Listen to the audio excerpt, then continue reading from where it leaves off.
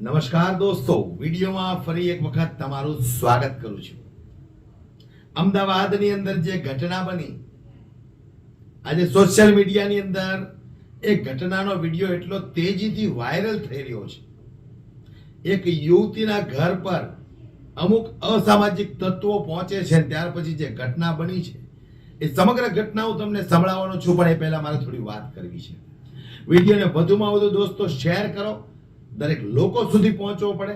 દરેક માતાઓ, બહેનો, વડીલો, એમના ઘરના સભ્યો પણ આ વિડીયોને જુએ અને ત્યાર પછી વિચાર કરે કે આ ગુજરાત કોણે બનાવ્યું છે. હું પૂછવા માંગુ છું ગુજરાતના ગૃહમંત્રીને, ક્યાં સુધી ગુજરાતની જનતા આવી રીતે પીડાતી રહેશે? ક્યાં સુધી ડરના માહોલની વચ્ચે ગુજરાતની બેન દીકરીઓ જીવતી રહેશે? મન ફાવે ત્યાં અસામાજિક તત્વો, ગુંડાઓ હથિયારો લઈને હુમલા કરે છે.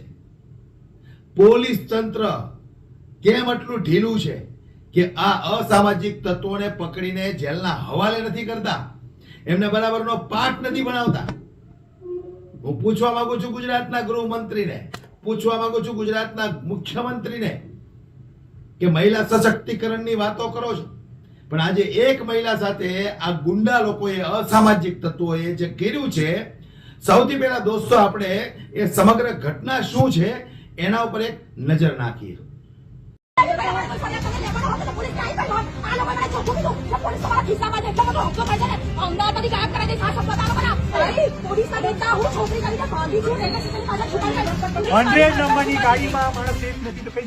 મારામારી થતી હતી ભાઈ, એ લોકો મારતા હતા. એમની પાસે મોટા મોટા પેલું હતું, શું કહેવાય, લાકડા સળિયા, જે પેલું હોર્ડિંગ હોય ને, બધું કાઢી કાઢી નોર્મલ લોકોને મારવા માંડ્યા, બૂમા બૂમ કરે, ગાળો બોલવા માંડ્યા. પોલીસ કલાક સુધી આવીને મેં તને પટ્ટો કાઢ્યો, મને પટ્ટો લઈને સીધો માર્યો.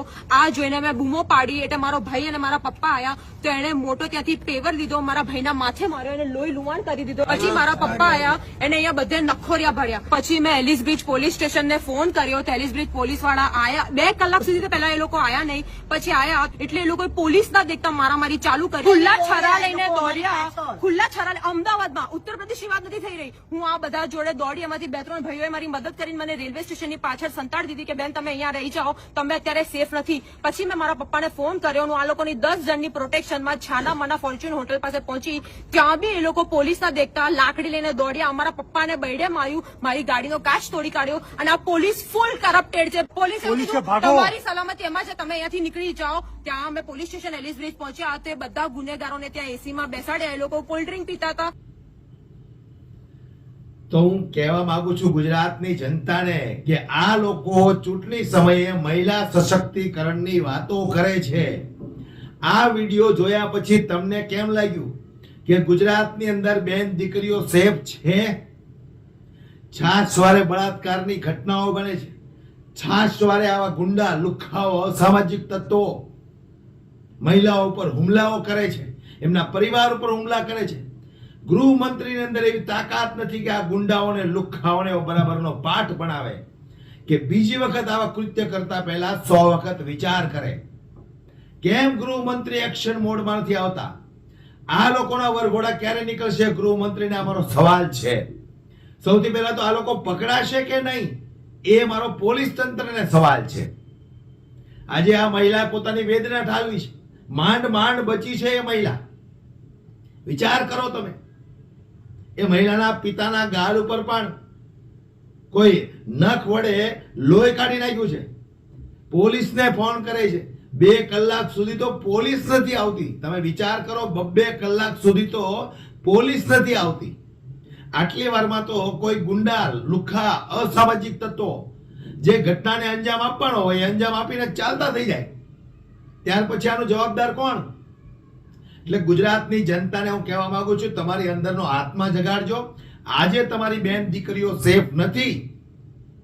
આવનારા દિવસોમાં આના કરતા પણ વધારે તમારી, મારી બેન દીકરીઓને મુશ્કેલ પડી શકે જો આજ સરકાર ફરી વખત ગુજરાતમાં ચૂંટાઈને આવીને તો. એટલે જાગૃત બનવું પડશે દોસ્તો, સૌ લોકોએ જાગૃત બનવું પડશે. 1-2 વ્યક્તિઓથી આ નહીં થાય.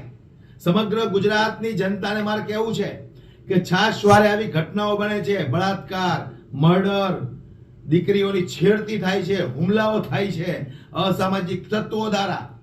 ગુજરાતના મુખ્યમંત્રી, ગુજરાતના ગૃહમંત્રી આ સમગ્ર ઘટનાઓ જુએ છે, છતાં એના ઉપર કોઈ એવી એક્શન લેવામાં નથી આવતી કે આ ગુંડાઓ, અસામાજિક તત્વો આવી ઘટનાને અંજામ આપે.